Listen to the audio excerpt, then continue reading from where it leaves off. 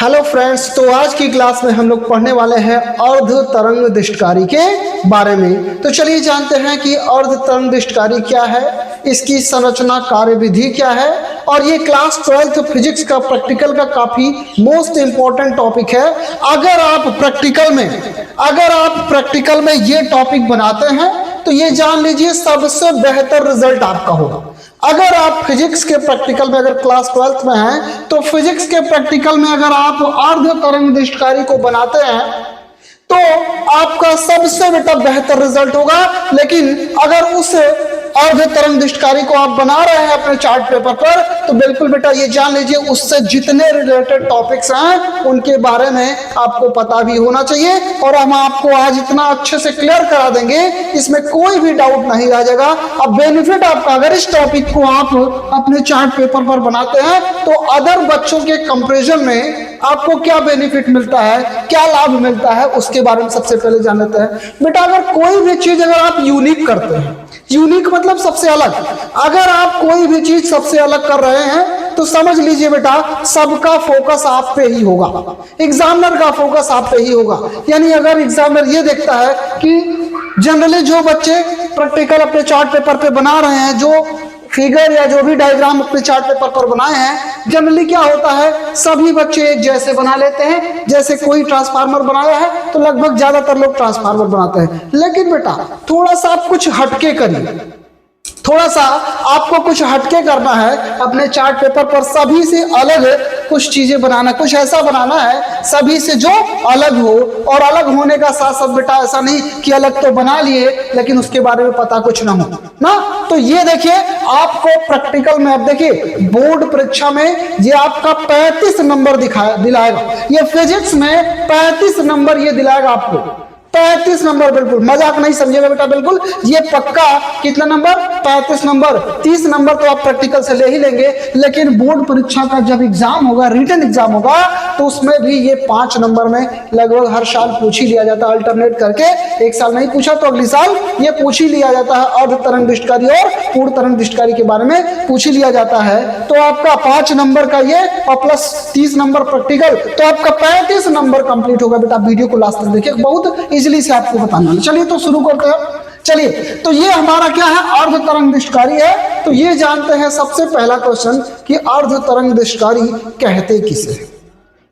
अर्ध तरंग दृष्टकारी, पहले तो ये समझते हैं दृष्टकारी क्या होती है। वह युक्ति जो प्रत्यावर्ती वोल्टेज को दिष्ट धारा वोल्टेज में परिवर्तित करती है, जो प्रत्यावर्ती वोल्टेज को दिष्ट धारा वोल्टेज में परिवर्तित करती है, अर्थात जो एसी को किसमें, डीसी में परिवर्तित करती है। जो एसी को किसमें परिवर्तित करती है, डीसी में परिवर्तित करती है, दृष्टकारी कहलाती है। दृष्टकारी 2 प्रकार की होती है। नंबर 1 अर्ध तरंग दृष्टकारी, नंबर 2 पूर्ण तरंग दृष्टकारी। तो सबसे पहले हमें जानना किसके बारे में, अर्ध तरंग दृष्टकारी के बारे में जानना है। किसके बारे में जानना है, अर्ध तरंग दृष्टकारी के बारे में। तो अब जानते हैं अर्ध तरंग दृष्टकारी। पहला क्वेश्चन एग्जामिनर आपसे कर सकता है कि अर्ध तरंग दृष्टकारी किसे कहते हैं, या डेफिनेशन आपको बताना होगा कि अर्ध तरंग दृष्टकारी किसे कहते हैं। क्लियर है?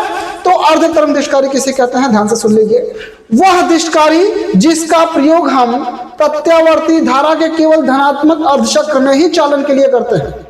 ठीक है, वह दृष्टकारी जिसके द्वारा धारा का केवल धनात्मक अर्धचक्र में, यहां देखिए डायग्राम दिखाया गया ना, तो केवल धनात्मक अर्धचक्र में धारा इसमें प्रवाहित होती है और ऋणात्मक अर्धचक्र में धारा प्रवाहित नहीं होती। ठीक है, धारा के केवल धनात्मक अर्धचक्र में प्रवाह के लिए जिस दृष्टकारी का प्रयोग किया जाता है उसे अर्ध तरंग दृष्टकारी कहते हैं। वह युक्ति जिसका प्रयोग हम धारा के केवल धनात्मक अर्धचक्र में चालन के लिए करते हैं, अर्ध तरंग दृष्टकारी कहलाती है। अब इसके बाद आता है संरचना एवं कार्यविधि। संरचना एवं क्या, कार्यविधि। तो संरचना में बेटा देखिए होता क्या है, इसमें जिस धारा का, जो प्रत्यावर्ती धारा होती है जिसका दृष्टिकरण करना होता है, जैसे यहाँ पे देखिए VI दिखाया गया है, VI दिखाया गया है, यानी इनपुट AC। तो AC आपको पता होगा बेटा, AC का जो डायग्राम होता है वो ऐसे ही होता है। ये देखिए AC का डायग्राम होता है, यानी प्रत्यावर्ती धारा जो इनपुट AC है वो एक ट्रांसफार्मर की प्राथमिक कुंडली के सिरे P1 और P2 के मध्य धारा स्रोत से दी जाती है। या वैद्युत स्रोत से दी जाती है। तो इसमें क्या है, संरचना समझिए कि इसमें मुख्यतः क्या होता है, एक ट्रांसफार्मर तथा एक पीएन संधि डायोड होता है। ट्रांसफार्मर के सिरे P1 और P2 के मध्य इनपुट AC सप्लाई दी जाती है, यानी जिस धारा का विस्तरण करना होता है, जिस धारा को AC से DC में बदलना होता है, उस धारा को हम ट्रांसफार्मर की प्राथमिक कुंडली, और यह ट्रांसफार्मर स्टेप डाउन होता है।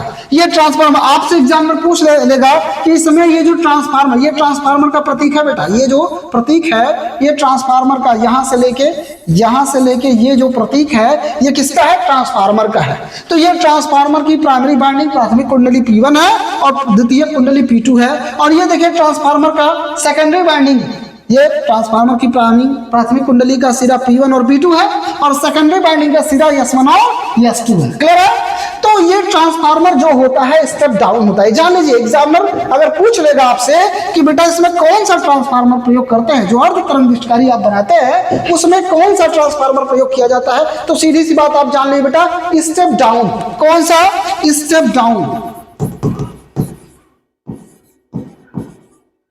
Step down transformer. कौन सा ट्रांसफार्मर यूज किया जाता है? Step down. स्टेप डाउन का मतलब जो हाई वोल्टेज को लो वोल्टेज में कन्वर्ट करता है, जो हाई वोल्टेज को किस वोल्टेज में, लो वोल्टेज में कन्वर्ट करता है, उसे स्टेप डाउन ट्रांसफार्मर कहते हैं। अब ट्रांसफार्मर की द्वितीय कुंडली के सिरे S1 और S2, ठीक है, द्वितीय कुंडली का सिरा S1 से पीएन संधि डायोड का P सिरा, यानी जो पीएन संधि, ये देखिए PN, यानी ये जो सेक्शन है आपका, ये देखो ये वाला सेक्शन, ये आपका क्या है, P सेक्शन है। ये आपका यहां से यहां तक ये आपका कौन सा है, ये P और ये N सेक्शन। ये कौन सा सेक्शन है, N सेक्शन ना, यानी ये एक पीएन संधि डायोड है। पीएन संधि डायोड का P सिरा ट्रांसफार्मर की सेकेंडरी वाइंडिंग के सिरे S1 से तथा इसका N सिरा भार प्रतिरोध के एक सिरे से जुड़ा, सिरे X से या एक सिरे से जुड़ा होता है, तथा ट्रांसफार्मर की द्वितीय कुंडली का दूसरा सिरा, ट्रांसफार्मर की द्वितीय कुंडली का सिरा S2 भार प्रतिरोध के दूसरे सिरे से जुड़ा होता है। और हमें भार प्रतिरोध के सिरों के मध्य आउटपुट DC प्राप्त होती है। जो आउटपुट वोल्टेज, ये VO लिखा हुआ है, क्या लिखा हुआ है, VO, आउटपुट वोल्टेज भार प्रतिरोध के सिरों के मध्य प्राप्त होता है। तो ये भार प्रतिरोध क्या होता है बेटा, जो हमारे DC उपकरण है, जैसे DC उपकरण में क्या आ जाएगा, LED आ जाएगा, LED आ जाएगा, और आपका मोबाइल चार्जर आ जाएगा, मोबाइल चार्जर आ जाएगा, यानी जो भी DC उपकरण है, लोड रेजिस्टेंस यानी जिसको भार प्रतिरोध कहते हैं, इसके अंतर्गत जितने भी DC उपकरण है वो सब आ जाते हैं, ठीक ना। यानी कि इसी के मध्य आउटपुट DC मिलेगा, तो इससे वायर कनेक्ट करके आप जो DC उपकरण है जोड़ लेते हैं और उसी को लोड रेजिस्टेंस कहते हैं ना। लोड रेजिस्टेंस यानी अपना उपकरण लगा के उस जो धारा मिल रही है, जो वोल्टेज मिल रहा है, उसका हम लोग उपयोग कर लेते हैं। अब ये समझना है प्रोसीजर क्या है, ये जो संरचना था, ये संरचना था। अब कार्यविधि क्या है, कार्यविधि क्या है बेटा, कार्यविधि में होता क्या है कि जब ट्रांसफार्मर, देखिए अब ध्यान से सुनिएगा कि इसमें ट्रांसफार्मर की जो प्राथमिक कुंडली का, द्वितीय कुंडली का सिरा S1 होता है वो पीएन संधि डायोड के P सिरे से जुड़ा होता है, और इसका जो सिरा S2 होता है वो लोड रेजिस्टेंस से जुड़ा होता है। तो ध्यान से सुनिएगा, धनात्मक अर्ध चक्र की बात जब करेंगे, धनात्मक अर्ध चक्र की बात करेंगे तो ये जो सिरा S1 है धनात्मक विभव पर होता है, यानी ये जो डायोड होता है, डायोड का जो P सिरा होता है ये धनात्मक विभव पर होता है, और इसके सापेक्ष ये जो दूसरा सिरा होता है वो ऋणात्मक विभव पर होता है। जब ट्रांसफार्मर द्वारा धारा प्रवाहित की जाती है डायोड में, तो धनात्मक अर्ध चक्र की, धनात्मक अर्ध चक्र की बात करेंगे, तो धनात्मक अर्ध चक्र में बात करेंगे तो ये जो सिरा, जो पीएन संधि डायोड का जो P सिरा है वो धनात्मक विभव पर होता है, और इसका जो सेकेंडरी वाइंडिंग का सिरा S2 है वो किस पर, ऋणात्मक विभव पर। यानी पहले जो सेकेंडरी वाइंडिंग का सिरा S1 है पहले धनात्मक विभव पर होता है, धनात्मक अर्ध चक्र की बात करें, और जो सिरा S2 है वो ऋणात्मक विभव पर। जब ये धनात्मक विभव पर होता है तो आपको पता है कि पीएन संधि डायोड का P सिरा यदि धन सिरे से और N सिरा यदि ऋण सिरे से जुड़ा है, तो पीएन संधि डायोड अग्र अभिनति में होती है। और जब पीएन संधि डायोड अग्र अभिनति में होती है तो पीएन संधि डायोड से धारा प्रवाहित होती है। लेकिन ऋणात्मक अर्धचक्र की बात करेंगे, जब ऋणात्मक अर्धचक्र में ये जो सिरा S2 है वो धनात्मक विभव पर हो जाता है, और ये जो सिरा S1 है, सिरा S1 ऋणात्मक विभव पर हो जाता है। तो जब पीएन संधि डायोड का पी सिरा बैटरी के ऋण सिरे से या ऋणात्मक विभव पर होता है तथा एन सिरा धनात्मक विभव पर होता है, तो पीएन संधि डायोड उत्क्रम अभिनति में होता है। पीएन संधि डायोड किस अभिनति में होता है? उत्क्रम अभिनति में होता है। और इस स्थिति में इस डायोड से उत्क्रम दिशा में कोई धारा प्रवाहित नहीं होती। यानी इस स्थिति में डायोड से, यानी ये देखिए ऋणात्मक डायरेक्शन में, यहाँ पे ये देखिए ऋणात्मक दिशा है, ये देखिए ऋणात्मक दिशा है ना, इस दिशा में डायोड से कोई भी धारा प्रवाहित नहीं होती। क्लियर है? अतः स्पष्ट है कि पीएन संधि डायोड के केवल धनात्मक अर्धचक्र में ही धारा प्रवाहित होती है। यहाँ पे देखिए ये प्लस प्लस दिखाया गया ना, ये धनात्मक अर्धचक्र में यहाँ से यहाँ तक धारा प्रवाह हुआ, ऋणात्मक की कोई धारा प्रवाहित नहीं। फिर आगे चल के अभी धनात्मक अर्धचक्र में धारा प्रवाहित हुई और ऋणात्मक अर्धचक्र में कोई धारा प्रवाहित नहीं हुई। अतः स्पष्ट है कि पीएन संधि अर्ध तरंग निष्कारी के केवल धनात्मक अर्धचक्र में ही धारा प्रवाहित होती है। तो एक बार कार्यविधि फिर से समझ लीजिए। जब ट्रांसफार्मर की सेकेंडरी बाइंडिंग का सिरा S1 धनात्मक विभव पर होता है तो उसके सापेक्ष सिरा S2 ऋणात्मक विभव पर होता है। इस स्थिति में जो पीएन संधि डायोड है वो अग्र अभिनति में होता है और पीएन संधि डायोड से धारा प्रवाहित होती है। परंतु ऋणात्मक अर्धचक्र में सिरा S1 ऋणात्मक विभव पर तथा सिरा S2 धनात्मक विभव पर होता है। इस स्थिति में पीएन संधि डायोड उत्क्रम अभिनति में होता है और उत्क्रम अभिनति में पीएन संधि डायोड से कोई भी धारा प्रवाहित नहीं होती। अतः स्पष्ट है कि अर्ध तरंग निष्कारी से केवल धनात्मक अर्धचक्र में ही धारा का चालन होता है। अच्छा, अब अगर प्रैक्टिकल की बात आ जाए, एग्जामिनर आपसे पूछ रहा है तो एग्जामिनर क्या क्या पूछता है? ट्रांसफार्मर के बारे में पूछ लेगा, ये कौन सा ट्रांसफार्मर इसमें यूज किया जाता है, तो हमने बता ही दिया कि स्टेप डाउन ट्रांसफार्मर प्रयोग करते हैं। ठीक है, और ये स्टेप डाउन का मतलब क्या है? जो हाई वोल्टेज को लो वोल्टेज में कन्वर्ट करता है। क्लियर है? अब ये पूछ देगा कि ये क्या है, ये चीज, ये जो डी लिखा है कहते हैं ये क्या है, तो आपको क्या बताना है? ये पीएन संधि डायोड है। ये क्या है? पीएन संधि डायोड है। अब पूछ लेगा पीएन संधि डायोड किसे कहते हैं? वह युक्ति जो पी टाइप अर्धचालक पदार्थ तथा एन टाइप अर्धचालक पदार्थों को संयुक्त करने से बनती है, या जब एक पी टाइप अर्धचालक पदार्थ को एक एन टाइप अर्धचालक पदार्थ के साथ संयुक्त कर दिया जाता है तो इस प्रकार से प्राप्त युक्ति को क्या कहते हैं? पीएन संधि डायोड कहते हैं। तो ये हो गया पीएन संधि डायोड। अब आपसे एग्जामिनर और भी क्वेश्चन करना चाहेगा तो ये भी कर सकता है। जितने क्वेश्चन उठेगा बेटा सब मैं बता रहा हूं आपको, कोई भी क्वेश्चन डाउट में नहीं जाएगा और ये बोर्ड परीक्षा की दृष्टि से भी इंपॉर्टेंट टॉपिक आपका क्लियर हो जाएगा ना। अगर ये पूछ दिया आपको पीएन संधि डायोड, आपने जैसे बताया कि जब एक पी टाइप अर्धचालक पदार्थ को एक एन टाइप अर्धचालक पदार्थ के साथ संयुक्त कर दिया जाता है तो इस प्रकार से प्राप्त युक्ति को ही क्या कहते हैं? पीएन संधि डायोड कहते हैं। ये पीएन संधि डायोड का प्रतीक है। पीएन संधि डायोड का प्रतीक क्या होता है बेटा? आपको हम फिर से बताते रहे।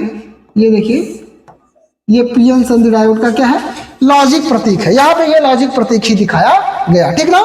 तो ये पीएन संधि डायोड का लॉजिक प्रतीक है। तो आपसे पूछ लिया तो इसकी परिभाषा बता देंगे। जैसे कहेंगे जब एक पी टाइप अर्धचालक पदार्थ को एक एन टाइप अर्धचालक पदार्थ के साथ संयुक्त किया था, तुरंत क्वेश्चन वो कर सकता है कि पी टाइप अर्धचालक पदार्थ किसे कहते हैं और एन टाइप अर्धचालक पदार्थ किसे कहते हैं। तो आपको पता होगा, आप तुरंत बताएंगे ये दोनों ही अशुद्ध अर्धचालक है। पी टाइप अर्धचालक और एन टाइप अर्धचालक दोनों ही अशुद्ध अर्धचालक है।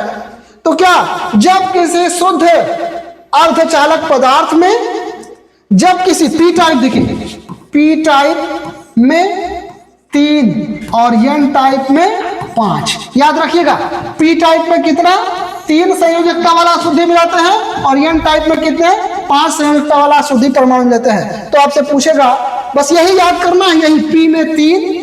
आपसे ट्रिक बता दे रहे हैं कि वैसे पी से 5 होता है, पी से कितना होता? 5 होता है, लेकिन पी में 5 नहीं होता। भाई जब पी में 5 नहीं होता तो 5 किस में होगा? एन में होगा।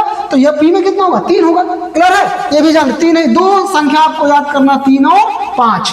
तो आपको पता, हमने क्या कहा ट्रिक बताया कि P से 5 तो होता है लेकिन P में 5 नहीं होता है। जब P में 5 नहीं होगा तो 5 किस में होगा, N में होगा, और N में जब 5 होगा तो P में कितना होगा, 3 होगा। क्लियर है? ये दोनों संख्या को आपको याद करना है। तो सीधी सी बात, जब किसी शुद्ध अर्धचालक पदार्थ में 3 संयोजकता वाली अशुद्धि परमाणु को मिलाया जाता है तो इस प्रकार से प्राप्त अर्धचालक को P टाइप अर्धचालक कहते हैं। आपसे पूछेगा कि P टाइप अर्धचालक किसे कहते हैं तो तुरंत आप बताएंगे। देखिए काफी टॉपिक हम आपका क्लियर करा दे रहे हैं। हमने क्या कहा, जब किसी शुद्ध अर्धचालक पदार्थ, शुद्ध अर्धचालक मतलब जर्मेनियम और सिलिकॉन के जो क्रिस्टल है वो शुद्ध अर्धचालक होते हैं। तो हमने क्या कहा, जब किसी शुद्ध अर्धचालक पदार्थ में किसी 3 संयोजकता वाले अशुद्धि परमाणु को मिलाया जाता है तो इस प्रकार से प्राप्त अर्धचालक को ही क्या कहते हैं, P टाइप। परंतु जब किसी शुद्ध अर्धचालक पदार्थ में, यानी जब किसी शुद्ध जर्मेनियम अथवा सिलिकॉन क्रिस्टल में किसी 5 संयोजकता वाले अशुद्धि परमाणु को मिलाया जाता है तो इस प्रकार से प्राप्त अर्धचालक को क्या कहते हैं, N टाइप अर्धचालक कहते हैं। इस प्रकार से प्राप्त अर्धचालक को क्या कहते हैं, N टाइप अर्धचालक कहते हैं। तो इतना टॉपिक था आपका, इतना क्वेश्चन उठ सकता है। ठीक है, अब कोई भी टॉपिक इसमें बचा नहीं है। और ट्रांसफार्मर आपसे अगर पूछे, ट्रांसफार्मर के बारे में आपसे पूछे कि ट्रांसफार्मर क्या होता है तो वो तो आप जानते हैं, हमने इस पे वीडियो बना दिया है।